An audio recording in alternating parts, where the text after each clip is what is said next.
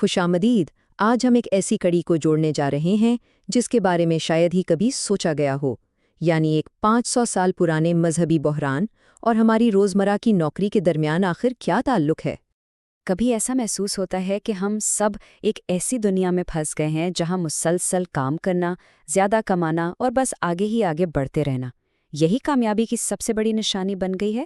اس کا جواب، اور یہ بات بڑی حیران کن ہے، 500 سال پرانے ایک مذہبی بحران میں چھپا ہے۔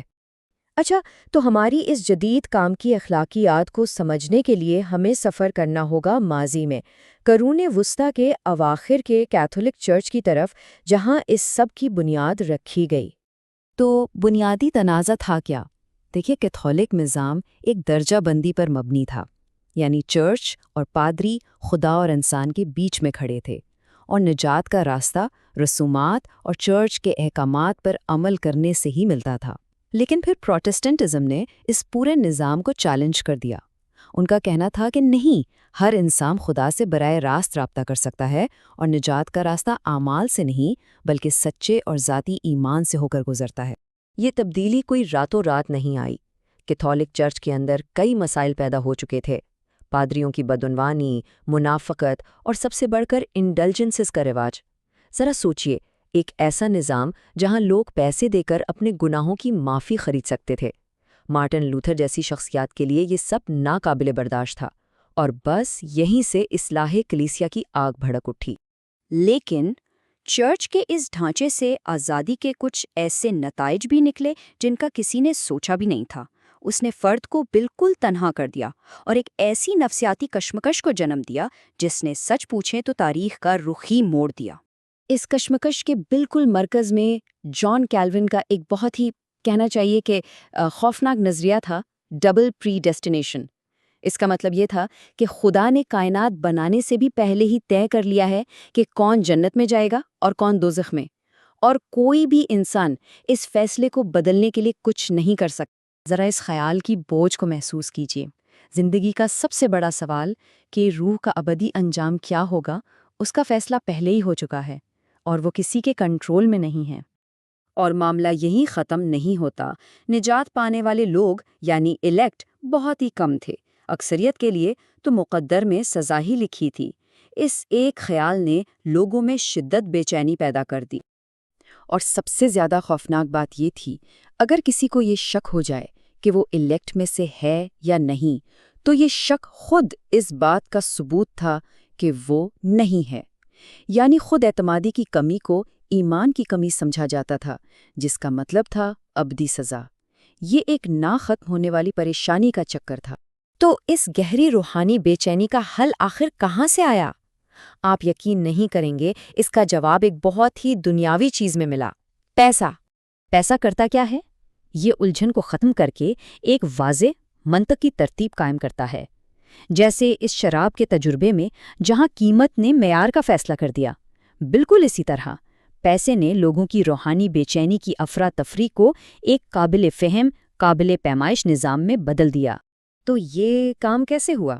یوں سمجھیں کہ سب سے پہلے پیسہ کمانے کے عمل نے دنیا کو ایک عقلی نظام میں ڈھال دیا، جس سے بے چینی میں کمی آئی۔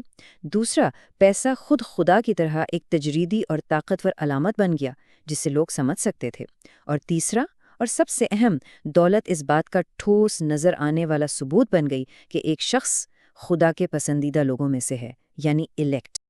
اور پھر دیکھتے ہی دیکھتے اس نفسیاتی حل نے آہستہ آہستہ ایک مکمل معاشی اور اخلاقی نظام کی شکل اختیار کر لی، جسے آج ہم سرمایہ داری یا کیپٹلزم کہتے ہیں۔ مذہبی رہنما جیسے کہ جان ویزلے اب کھلے عام محنت، کفایت شعاری اور دولت جمع کرنے کو ایک مقدس فریضے کے طور پر پیش کر رہے تھے۔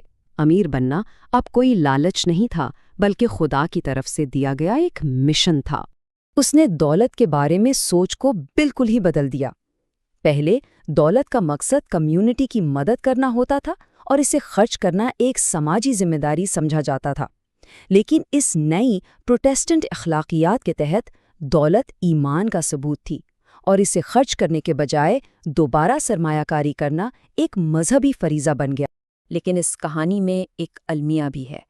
جس نظام کو روحانی سکون کے لیے بنایا گیا تھا وہ خود ایک قید بن گیا۔ ایک ایسا لوہے کا پنجرا جس سے نکلنا تقریباً ناممکن ہے۔ مشہور ماہر عمرانیات میکس ویبر نے اسے آہنی پنجرا کا نام دیا۔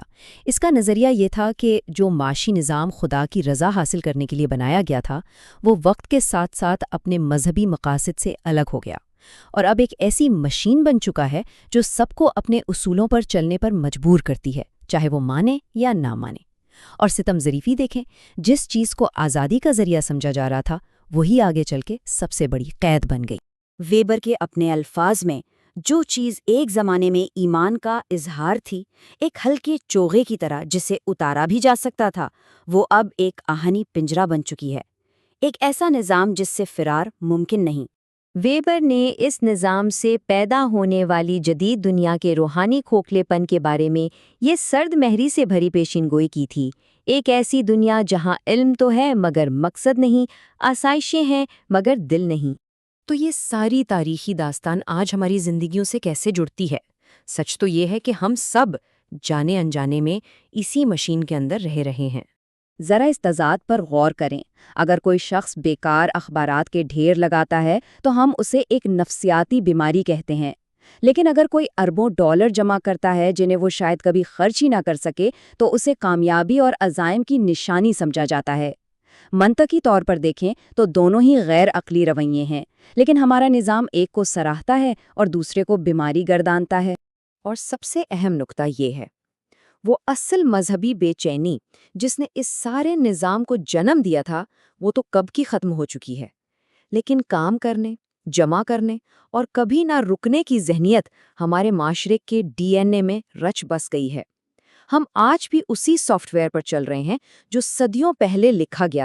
تو آخر میں یہ سوال باقی رہ جاتا ہے، اگر ہم ایک ایسے نظام میں قید ہیں جو ایک ایسے مسئلے کو حل کرنے کے لیے بنایا گیا تھا جو اب موجود ہی نہیں، تو کیا اس آہنی پنجرے سے کبھی آزاد ہوا جا سکتا ہے؟ اس پر ضرور سوچیے گا۔